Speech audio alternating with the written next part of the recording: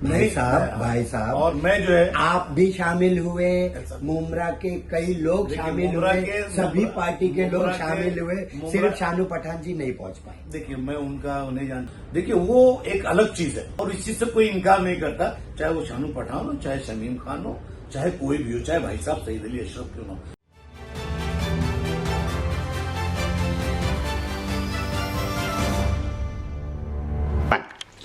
मैं हूं इमरान प्रतापगढ़ी और आप देख रहे हैं न्यूज FK। शुरू नाम अल्लाह का लेके दम मदार बेड़ा पार। मैं हूं जहांगीर रियासत, न्यूज FK में आपका स्वागत है। शहर हमारा तो फिकर भी हमारी। आज हमारे साथ मौजूद है मुमरा के भाई साहब यानी कि सैयद अली भाई साहब। उनसे बात करते हैं अहम मुद्दों पर। सैयद अली भाई साहब, न्यूज FK में आपका स्वागत करते हैं। थैंक यू जहांगीर भाई। जो मुंबई में मीटिंग हुई थी, और पहले तो आप थोड़ा सा विस्तार से बताइए मदनी साहब के ऊपर। मदनी साहब एक बड़ी शख्सियत है हिंदुस्तान की, जमीयतुल उलमा हिंद के सदर हैं। उन्होंने उद्दीन अवैसी साहब के ऊपर कहा, ऐसा है कि हर बड़ी शख्सियत के बारे में कहा जाता है। अब उनका नजरिया अलग है कि वो नुकसान कर रहे हैं, जबकि अगर हिंदुस्तान में देखा जाए तो हिंदुस्तान के अंदर जो है, अगर मुसलमानों का लीडर कोई कहा जाता है या माइनॉरिटीज की बात, फिर कोई भी माइनॉरिटीज हो, वो बौद्ध माइनॉरिटीज हो, क्रिश्चियन माइनॉरिटीज हो या अदर्स माइनॉरिटीज जो हमारे मुल्क में है, तो पार्लियामेंट के अंदर उनकी जैसी बात कहने वाला, करने वाला और बोलने वाला शायद ही इस पूरे मुल्क में कोई है। तो कहीं ना कहीं वो बिल्कुल सही है कि वो मुसलमानों के लीडर हैं। मुसलमानों की बात, पूरे हिंदुस्तान की बात बेबाक राय रखते हैं, फिर चाहे सियासी हो और चाहे दीनी हो, बात वो हमेशा करते हैं। तो ये अच्छी बात है, तो किसी को किसी से गिराना अच्छी बात नहीं है। अहम मुद्दा तो अब है कि आप उस मीटिंग में गए थे, जो मीटिंग हुई थी ताज में, क्या वहां की जानकारी? वो JCP की मीटिंग थी, ज्वाइंट पार्लियामेंट्री की मीटिंग थी। उसमें सभी जितने भी उसके सदस्य, उसके चेयरमैन जगदीपाल सिंह जी थे, और उसमें मुंबई के टाइम जो मिला था मुंबई को, उस मुंबई के टाइम में मैं भी गया था। इब्राहिम भाईजान थे, हमारे शमीम खान साहब थे, और तमाम मीनारा मस्जिद के ट्रस्टी थे, पारिक साहब थे, एडवोकेट सुलेमान साहब थे। तो मतलब उसके अंदर वो सब चर्चा हुई वक्फ बोर्ड की, तो उसके अंदर उन्होंने अपना मौकूफ रखा। दुबे जी ने कुछ एनिमीज प्रॉपर्टी पे बात रखा। तो इस तरीके की वहां चर्चा हुई, और जो पक्ष था वक्फ बोर्ड का वो हम लोगों ने रखा। MIM पार्टी के असदुद्दीन ओवैसी जी, सुप्रीमियो MIM पार्टी के, उनसे क्या बात हुई? आप बहुत करीब में थे, क्या क्या चर्चा हुआ? देखिए, उद्दीन अवैसी साहब जो है सैयदों का लिहाज बहुत करते हैं। तो उन्होंने एक क्या नाम है अपना, उस नाते से उन्होंने मुझे गले लगाया, टपकाया, दुआएं दी, और इसमें कोई शक नहीं है कि उद्दीन अवैसी साहब जो है हमारे मुल्क के अंदर एक मुसलमानों के बेहतरीन रहनुमा हैं और रहेंगे, इसमें कोई शक नहीं। भले आइडियोलॉजी मेल न खाए, वो एक अपनी अलग जगह है, लेकिन उनकी क़यादत से इनकार नहीं किया जा सकता। इम्तियाज जलील की रैली, तिरंगा रैली पे भी उन्होंने कई बातें की उस दिन एक प्रोग्राम करके जोगेश्वरी में।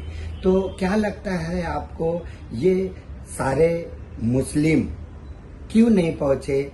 एक समुदाय को टारगेट किया और नबी के शान में गुस्ताखी की। तो तिरंगा रैली लेके निकले थे इम्तियाज जलील, उनकी पूरे महाराष्ट्र में इसकी बात सबको अच्छी लगी। देखिए, ऐसा है कि नामूसे रिसालत के ऊपर इम्तियाज जलील साहब ने जो रैली निकाला औरंगाबाद से मुंबई तक, उसको हमारे जैसे नामूसे रिसालत के, अल्लाह के रसूल के मानने वाले सलाम करते हैं। एक मरतबा नहीं, इम्तियाज जलील को 100 मरतबा हमारा सलाम। और उन्होंने इस दौर के अंदर इतनी बड़ी हिम्मत और जुर्रत दिखाया कि वो आए और मुलुंड तक उन्होंने बंबई की सरहद को चूम के और अपनी बात को रख के वापस गए। और उसमें आए हुए तमाम जो भी लोग वहां उसमें शिरकत किए, वो सारे नामूसे रिसालत के लिए आए थे। उनको मेरी जानिब से बहुत बहुत सलाम। और उन्होंने गवर्नमेंट को एक चीज दिखाया कि क्योंकि देखिए अक्सर ऐसा कहा जाता है कि जब भी कोई मुसलमान कहीं इकट्ठे होने की बात करता है ना, तो कहीं ना कहीं फसाद करा दिया जाता है, कहीं ना कहीं उस रैली के अंदर कुछ लोगों को भेज के तोड़फोड़ करा दिया जाता है। फिर जो हमारे आलिम रहते हैं, जो हमारे कायद रहते हैं, वो किसी भी पॉलिटिकल शक्ल में हो या दीनी शक्ल में हो, उनको फिर कहीं ना कहीं फंसा दिया जाता है। फिर उनको दंगा कराने वाला, दंगा करने वाला, इस तरीके के इल्जाम लगते हैं। और ऐसे दौर में इम्तियाज जलील ने जो किया, वो हकीकत में कि उसका अजर तो उनको क़यामत में मिलना है कि ऐसे दौर के अंदर ऐसी हिम्मत करना। क्योंकि अगर कल कुछ भी हो जाता था तो गवर्नमेंट तो उनको जेल में डाल देती थी।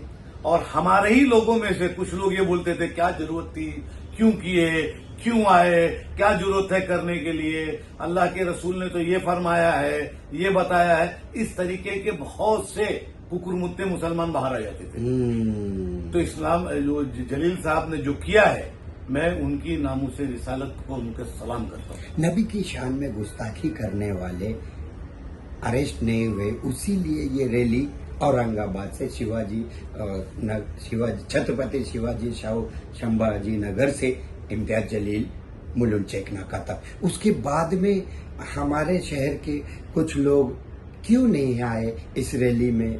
तिरंगा रैली थी, कोई एमआईएम पार्टी देखिए ऐसा है कि नहीं थी। देखिए ऐसा है कि ये बिल्कुल सच है कि वो तिरंगा रैली थी और हमारे हुजूर सल्लल्लाहु अलैहि वसल्लम की नामूसे रिसालत की रैली थी। उसमें हर मुसलमान को शामिल होना चाहिए। बहरहाल जो शामिल हुए, जो कहीं न कहीं पॉलिटिकल पार्टी की वजह से नहीं शामिल हुए, तो मैं उस पर बात नहीं करना चाहता। माशाअल्लाह भाई साहब, और मैं जो है, आप भी शामिल हुए, मुमरा के कई लोग शामिल हुए, सभी पार्टी के लोग शामिल हुए, सिर्फ शानू पठान जी नहीं पहुंच पाए। देखिए मैं उनका उन्हें जानता, हो सकता हो कहीं बिजी हो, ऐसा नहीं है कि कहीं क्या है कि कुछ लोगों को काम वाम रहता है तो इधर उधर हो जाते हैं। लेकिन ये है कि हर आदमी ने किया और इस चीज से कोई इनकार नहीं करता, चाहे वो शानू पठान हो, चाहे शमीम खान हो, चाहे कोई भी हो, चाहे भाई साहब सईद अली अशरफ क्यों ना हो। देखिए वो एक अलग चीज है ना। उसके लिए हमारी सर कुर्बान, हमारी जान कुर्बान, हमारी औलाद कुर्बान, हमारे बीवी बच्चे सब कुर्बान। क्योंकि अगर नबी की नामूस पे अगर हम न बात करें, हम एक ना हो, तो मेरे ख्याल से फिर मुसलमान होने का कोई फायदा नहीं। आखिरी पैगाम आपके तरफ से क्या रहेगा युवाओं को कि जो नबी का नहीं वो हमारा नहीं, ऐसे मूवमेंट पे सब इकट्ठा होना चाहिए? जब तिरंगा रैली हो गई, लेकिन आने वाले वक्त में जब कभी जरूरत पड़े तो सियासत ना देखते हुए एकजुट कैसे हो? देखिए ऐसा है कि मैं तमाम लोगों से अपील करना चाहता हूँ कि जो सियासी रैली ना हो और नामूसे रिसालत जो हो, या हमारी कम्युनिटी के ऊपर जो जुल्म हो रहा है, जो जाती हो रही है, उस पर अगर कोई भी कॉल अगर करता है तो बिल्कुल उसमें शरीक होना चाहिए एज ए मुसलमान। तो ये थे सैयद अली भाई साहब, बहुत बहुत शुक्रिया सर, आपने अपना कीमती वक्त देके हमसे बात की। Thank you sir, thank you very much sir, बहुत बहुत शुक्रिया। हमारे चैनल को लाइक करें, सब्सक्राइब करें, बेल आइकन दबाना ना भूलें।